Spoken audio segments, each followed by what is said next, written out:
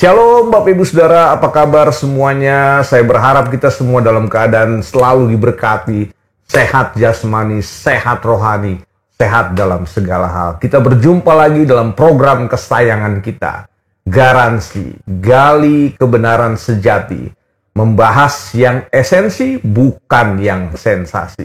Hari ini kita akan mengangkat sebuah topik, yaitu ternyata tujuan kekristenan itu bukan masuk sorga. Saya ulangi sekali lagi, kita akan mengangkat sebuah topik yang menurut saya penting dan mungkin agak sedikit menggoncang iman saudara. Yakni tujuan kekristenan kita ternyata bukan masuk sorga. Mungkin saudara terperangah, loh kalau begitu tujuannya apa dong? Nah hari ini masih seperti biasa, saya masih ditemani oleh seorang hamba Tuhan, yaitu Kak Elia Makarawung. Shalom Kak Elia, apa Shalom, kabar Kak? Bet. Apa kabar, Bet? Baik Kak, puji Tuhan. Aman? Aman. Puji Tuhan, kalau aman enak nih, jadi amin Iya, kita. Iya, jadi amin.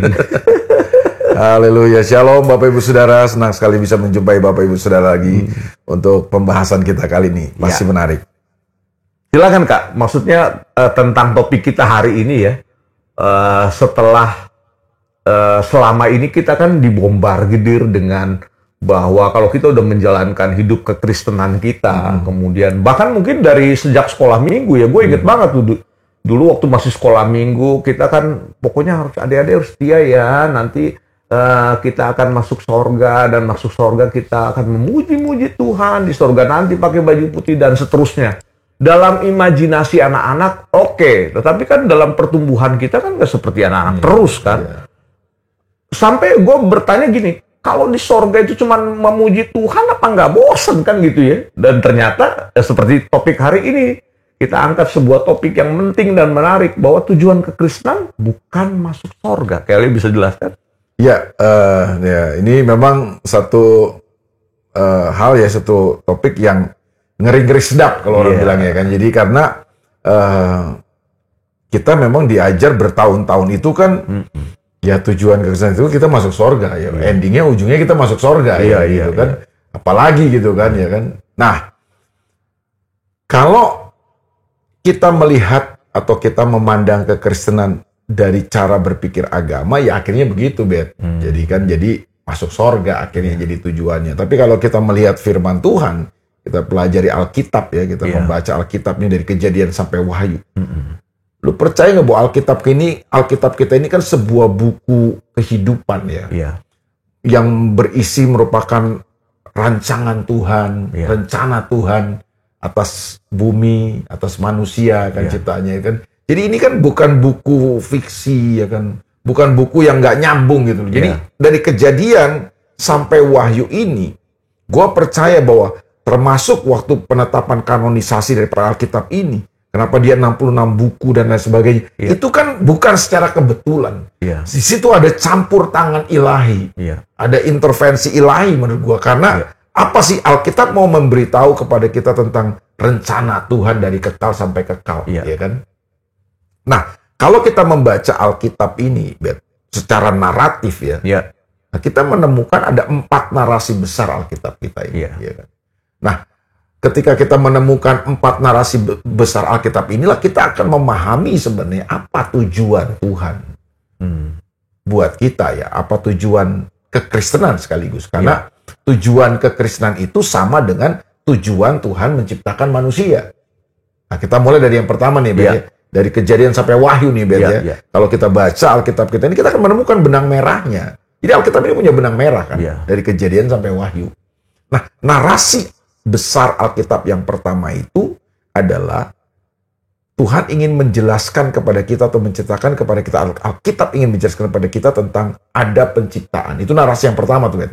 Ada penciptaan. Ada penciptaan. Itu narasi yang pertama dari Alkitab adalah penciptaan. Jadi Tuhan menciptakan segala sesuatu. Tuhan menciptakan langit dan bumi. Jadi langit dan bumi ini bukan karena tabrakan molekul-molekul ya, seperti yang Big Bang teori dan sebagainya. Jadi Alkitab sendiri mengatakan bahwa pada mulanya Allah menciptakan langit dan bumi. Kejadian 1 ayat 1 tuh kan.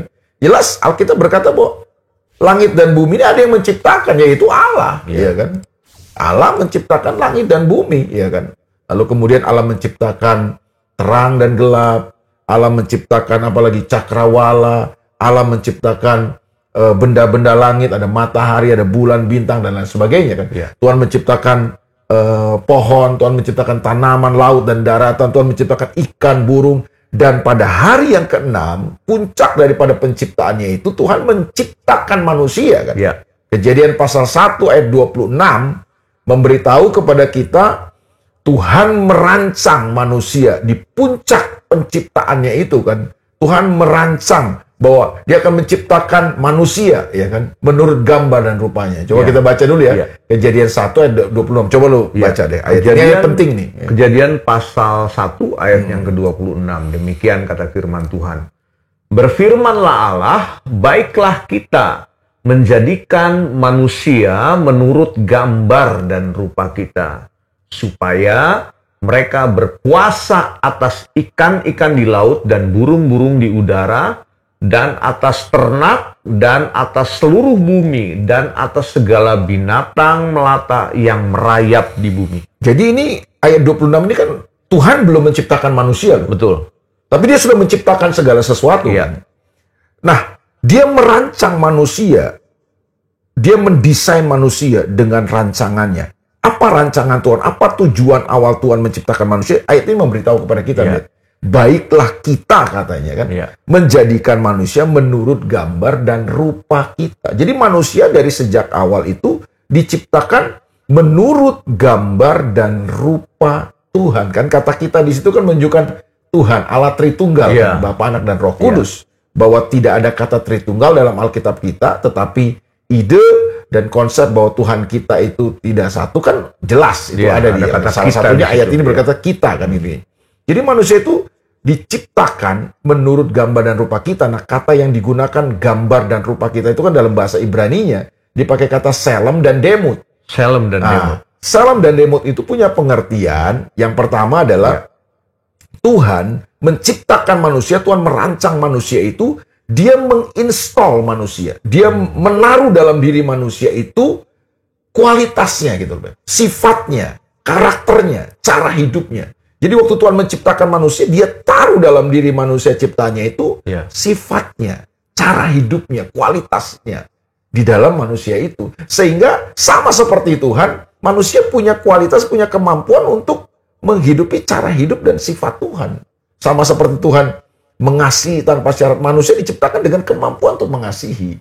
Sama seperti Tuhan murah hati, berbagi, manusia juga diciptakan dengan kualitas itu. Jadi ada sifat Tuhan, ada karakter, ada cara hidup Tuhan yang ditaruh dalam diri manusia. Waktu Tuhan menciptakan manusia. Nah, yang kedua, Selem dan Demut itu punya pengertian bahwa manusia diciptakan sebagai representatif Tuhan. Sebagai perwakilan Tuhan di bumi ini. Jadi di sorga itu Tuhan. Karena Tuhan ada di sorga. Nah, di bumi ini siapa nih? Kan dia ciptakan langit dan bumi. Di bumi ini siapa? Ya manusia. Jadi manusia menjadi representatif perwakilan Tuhan di bumi ini. Supaya lewat manusia, cara hidup Tuhan itu bisa dilaksanakan di bumi ini. Sifat dan karakter Tuhan bisa dilaksanakan di muka bumi ini. Nah, itu sebabnya kata ayat ini berkata, disitulah manusia berkuasa. Manusia bisa berkuasa atas bumi ini kan. Berarti kesimpulannya, tanpa gambar dan rupa Tuhan dalam hidup manusia, manusia nggak akan bisa berkuasa. Manusia nggak akan bisa mengelola, memerintah bumi ini, ya kan. Jadi kualifikasi harus manusia serupa dengan Tuhan. Mesti menurut gambar dan rupa Tuhan, baru manusia bisa berkuasa. Jadi kesimpulannya adalah dari sejak awal, menurut ayat ini, Tuhan menciptakan manusia itu dengan sebuah tujuan, dengan sebuah maksud. Dalam gambar dan rupa Tuhan, manusia berkuasa, manusia memerintah bumi. Kan itu kan, itu narasi yang Alkitab mau kasih tahu buat kita. Itu narasi penciptaan. Nah, narasi yang kedua. Setelah penciptaan, ada kejatuhan. Iya kan? Itu Kejadian pasal 3, ya kan? Ada kejatuhan manusia, kan? Siapa yang jatuh? Manusia yang jatuh, ya kan? Manusia jatuh kemana, Bet?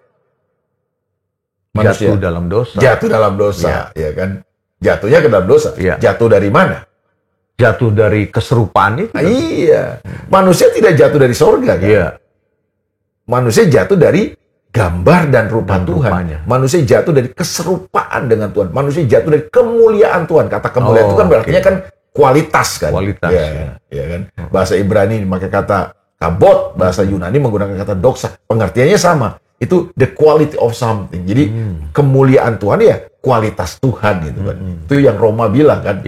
Sebab semua orang telah berbuat dosa dan kehilangan kemuliaan. Oke. Jadi manusia nggak kehilangan sorga.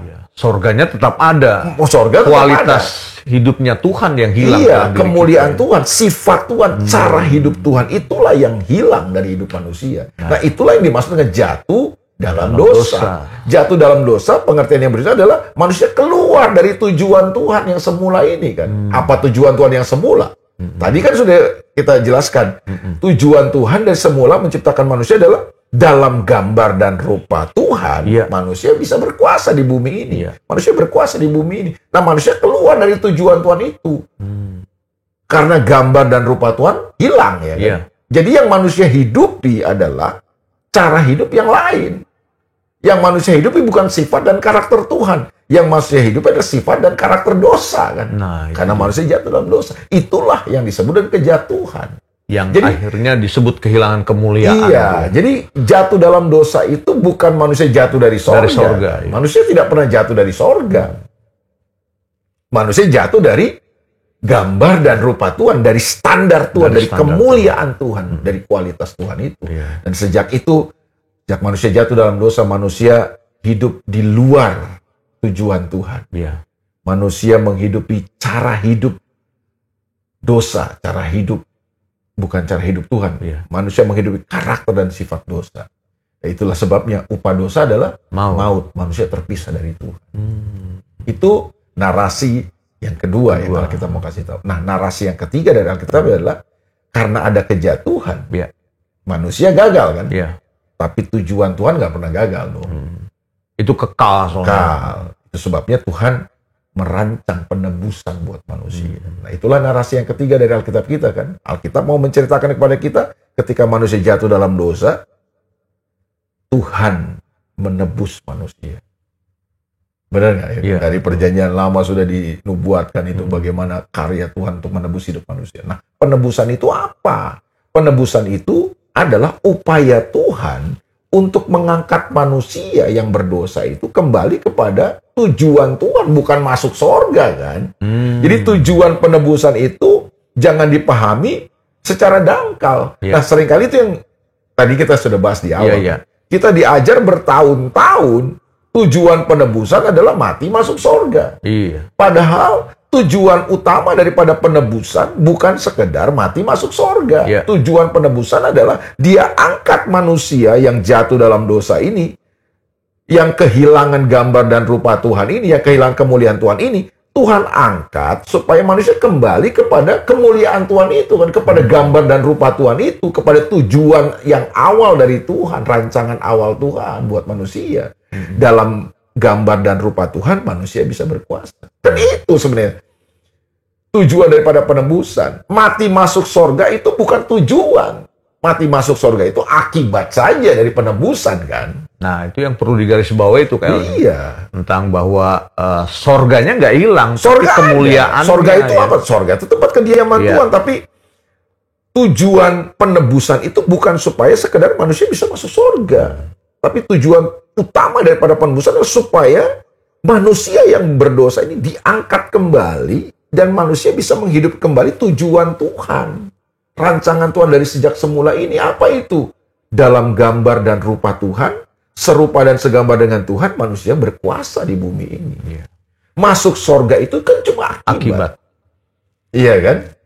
Dan kalau kita pelajari Alkitab, masuk sorga itu kan kita cuma seperti dalam kurun waktu, dan kita nanti satu saat ketika Yesus datang, dia akan datang kembali kan, dan kita akan memerintah bersama dengan dia di bumi, di dalam kerajaan 1000 tahun, dan setelah itu di langit baru dan bumi yang baru kita akan memerintah selama-lamanya bersama dengan dia. Nah, itu sebabnya narasi yang keempat dari Alkitab adalah setelah penebusan, Tuhan akan membawa kita kembali kepada kemuliaannya. Kemuliaan yang sempurna itu kan, bahwa kembali kepada kemuliaan Tuhan yang sempurna itu kan tidak instan, ada sebuah proses. Perjalanan panjang. Dan disitulah Roh Kudus diberikan kepada kita, berdiam dalam kita, supaya Roh Kudus ini menolong kita untuk kembali hidup pada kemuliaan Tuhan. Makanya kalau kita baca dalam 2 Korintus pasal 3 ayat yang ke-18 ya kan. Kita akan diubah katanya kan, ya kan? Iya. 2 Korintus 3 melalui ayat Roh Kudus. 18. Coba baca ya 2 Korintus 3 ayat 18. Pasalnya yang ketiga ini penting nih, Iya. supaya kita punya pemahaman yang utuh. Iya. Jadi bukan cuma sekedar diulang lagi, jangan cuma sekedar oh iya jadi Kristen, oh iya bergereja, oh iya kita udah dibaptis, oh iya kita udah kasih perpuluhan, melakukan semua yang baik, bukan cuma sekedar nanti dimasuk surga, tetapi ada hal yang lebih tinggi nilainya dari itu. Kita akan baca dalam 2 Korintus pasalnya yang ketiga, ayat 18 dikatakan demikian. Dan kita semua mencerminkan kemuliaan Tuhan dengan muka yang tidak berselubung. Dan karena kemuliaan itu datangnya dari Tuhan, yang adalah roh, maka kita diubah menjadi serupa dengan gambarnya dalam kemuliaan yang semakin besar. Ini dahsyat nih. Jadi ini tujuannya nih. Iya, kita diubah. Kata diubah itu dipakai kata metamorpo kan. Nah, dari kata metamorpo itu kan kita tahu ada kata yang kita kenal metamorfosa itu kan. Itu kan perubahan apa? Metamorfosa. Perubahan yang signifikan kan. Jadi perubahannya bukan perubahan tipis-tipis. Iya. Perubahan signifikan tapi melalui sebuah proses. Betul. Dia bukan perubahan yang instan, Ben. Perubahan metamorfosa adalah perubahan yang signifikan, perubahan bentuk yang signifikan, tapi lewat sebuah proses. Yang terjadi makin lama makin bagus, makin lama makin indah. Dan itu yang natural. Iya, itu yang terjadi pada kupu-kupu kan. Iya. Ya kan? Bagaimana dari telur yang kecil, bentuknya bulat, tiba-tiba berubah menjadi ulat, ya kan, yang panjang. Itu kan perubahan bentuk yang signifikan kan. Tapi lewat sebuah proses dia. Dari ulat berubah jadi kepompong, ya kan. Dari kepompong berubah menjadi kupu-kupu yang indah. Itu lewat proses. Nah sama. Jadi waktu Tuhan tebus hidup kita ditebus itu maksudnya kita diangkat dari dosa itu. Kita dibebaskan, kita dimerdekakan dari dosa itu. Kita kemudian supaya bisa menghidupi cara hidup Tuhan lagi. Ya. Nah, makin hari makin mulia, makin hari makin mulia katanya kan? Iya. Dalam kemuliaan yang semakin besar ya kan? Iya, From glory to glory. Dari kemuliaan kepada kemuliaan sampai kemuliaan yang sempurna. Kemuliaan semakin Jadi besar. itu narasinya kepada Alkitab. Ada penciptaan yang pertama, lalu ada kejatuhan yang kedua. Karena ada kejatuhan, ada yang ketiga, penebusan. Penebusan itu apa? Upaya Tuhan untuk mengangkat manusia bukan supaya mati masuk surga. Tapi supaya kita kembali kepada tujuan Tuhan yang semula ini. Dan dia akan bawa kita kemana? Dia akan bawa kita kepada kemuliaan yang sempurna. Nah, saudara-saudara, sepanjang program ini tayang, saudara mau menanggapi, ada pertanyaan-pertanyaan yang mungkin ingin saudara tanyakan, silakan isi di kolom komentar, dan sedapat-dapatnya nanti kita akan menjawab sesuai dengan topik ini. Ya, kembali ke hal yang tadi, Kel, bisa dilanjutkan setelah ada 4 narasi itu, kemudian apalagi yang mau disampaikan? Ya, bahwa kalau kita mati hari ini, ya kan, kita punya juru selamat nama Yesus kan ya. Kita masuk surga. Ya. Tapi kan nanti ketika Yesus datang kedua kali, kita mengerti dalam Alkitab bahwa ketika sangkakala berbunyi itu kan orang mati dalam Tuhan akan dibangkitkan. Iya. Ya kan, dengan tubuh kebangkitan itu, tubuh kemuliaan itu, dan orang yang masih hidup akan diubahkan ya kan. Iya. Dalam tubuh kemuliaan. Kita akan menyambut Tuhan bersama-sama, ya kan? Lalu kemudian kita bersama dengan Tuhan akan memerintah di bumi ini selama 1000 tahun. Dan setelah kerajaan 1000 tahun di bumi ini, Wahyu pasal 20 itu kan, Wahyu pasal 19 itu kan kedatangan Tuhan. Wahyu pasal 20 tentang kerajaan 1000 tahun di mana kita memerintah bersama dengan Tuhan, ya kan, di bumi ini. Iblisnya kemana? Iblis dipenjara katanya kan, di dalam sebuah lubang maut selama 1000 tahun itu kan. Nah, di akhir kerajaan 1000 tahun ini katanya penjara ini akan dibuka dan iblis akan naik ke permukaan bumi dan memerangi kerajaan Tuhan di bumi ini kan.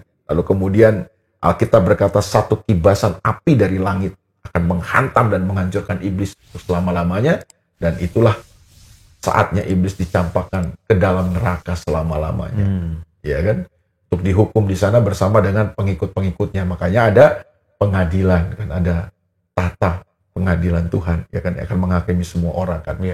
Nah, kita dihakimi untuk apa? orang percaya dalam Tuhan dihakimi bukan untuk dihukum. Kita dihakimi menghadap tahta pengadilan Tuhan untuk menerima reward. Ya kan? Tapi orang yang tidak percaya kepada Yesus, kepada Tuhan, akan menghadapi tahta pengadilan Tuhan untuk apa? Untuk menerima hukuman. Kitanya terus kemana nih orang percaya? Kita akan bersama dengan Yesus di langit baru, bumi baru. Selama-lamanya. Ngapain kita di sana? Bukan nyanyi kan. Kita berkata kita akan memerintah bersama dengan Yesus selama-lamanya. Itu terdapat dalam Wahyu pasal 22 ayat yang kelima. Ya kan? Jadi kan Wahyu pasal 21, Wahyu pasal 22, itu pasal terakhir dari Alkitab kita. Itu menceritakan tentang the end hidup kita kan. Di langit baru, bumi baru. Kita akan bersama dengan Tuhan di situ kan. Yerusalem baru akan turun dari sorga kan katanya. Menyatu dengan langit baru dan bumi yang baru itu. Disitulah kita akan bersama dengan Tuhan selama-lamanya. Ngapain di sana? Bukan nyanyi-nyanyi, bukan senang-senang. Kita akan memerintah bersama dengan Tuhan.